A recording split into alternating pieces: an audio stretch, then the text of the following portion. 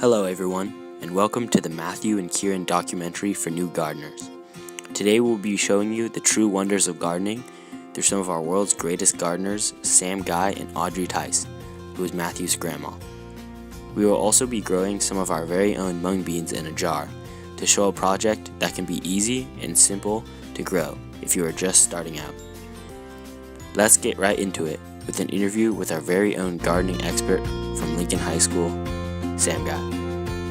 I'm Sam Guy, and let's take a tour of the Lincoln Garden. Let's go! Okay, so this right here is a fine specimen of chard.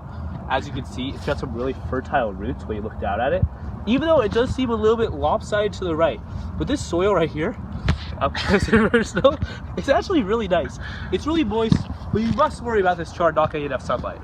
Let's go on to the next plant.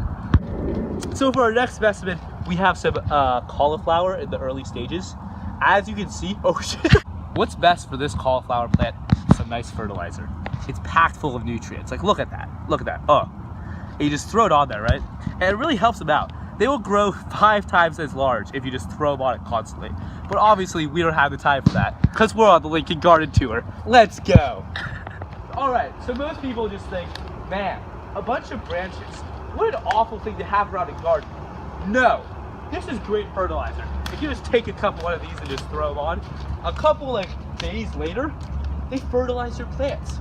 It's incredible how nature works. Lincoln Garden Tour. What's going on?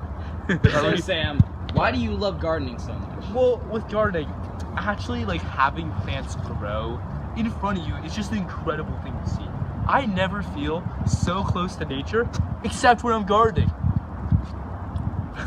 Do you think there are any other opportunities to be close to nature other than gardening? Like, you could take a nice nature walk or go to an arboretum, but it's gardening. It's the top option for most people.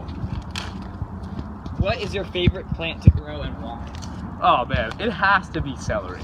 Celery is just a great grower, and it's a great cash crop actually. You would be surprised how much people are willing to pay for a little bit of celery. Is there any celery here in this garden? Oh, there is. Let's go check it out. Lincoln Garden Tour. All right. Next up, we have celery in really just an early stage. Obviously, just looking at this, look at that color. Look at that. Do you want to get a close up of that? That is incredible color for a little bit of celery. Obviously, it's not the celery that we know and love, having with peanut butter and stuff, but it's still pretty great. It's tender, crisp, and high quality. Lincoln Garden Tour. My inspiration for gardening is my mom. She has grown some incredible lettuce leaves over the years. Just so fertile, I couldn't even imagine it. Lincoln Garden Tour. Let's go. I don't even know what that's for. I think we're just, okay, we're done. So thank We're you, done. Sam, for your love of gardening. Hopefully you can pass on the love of gardening to others throughout this journey. And I would thank love you so to. much. Thank you. I'm pleasure to be here. Lincoln Garden Tour. Next up on our overview of gardening is the magic of life, growing mung beans. All you're going to need for this next step is a container of any sorts and some mung beans. To sprout these little beans, you're going to need to put them in a container, pour warm water in it, and then cycle the water in and out of the container until they sprout. It should only take a few days for these beans to sprout.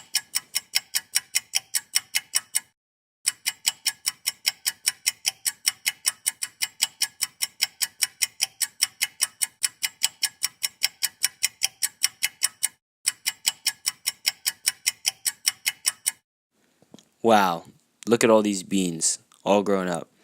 And look how many just one jar made.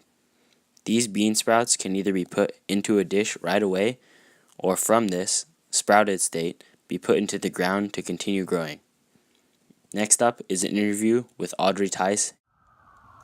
So we're here interviewing my grandma, Audrey Tice, for our gardening documentary. We'll get right into the questions. What inspired you to start gardening?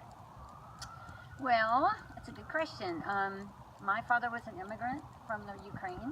He came here when he was 16, and in our house with 7 kids, we really had to be sort of self-sustaining. So half of our backyard was a vegetable garden. And I brought this little prop, because this was actually his shovel, and you can see it's actually over 100 years old, how well it was Wow. worn down. And we grew pretty much everything our family needed, and my mother taught me to can, and we preserved a lot of things for the winter.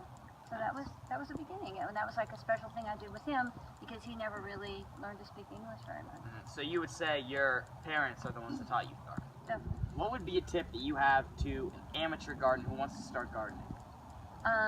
Start small and be realistic. Don't take on too much because it's a lot of work.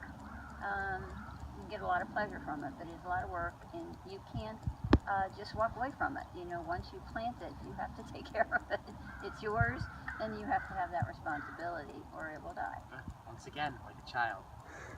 So thank you, Grammy, for this interview, and hopefully people get a lesson out of this. Start small if you want to be a gardener. Think it through. This is Matthew Scroy, and I'm out. As we look over some of Audrey Tice's amazing gardening accomplishments, I would like to thank all of you for watching our gardening documentary, and hopefully feel inspired to start a garden of your own one day.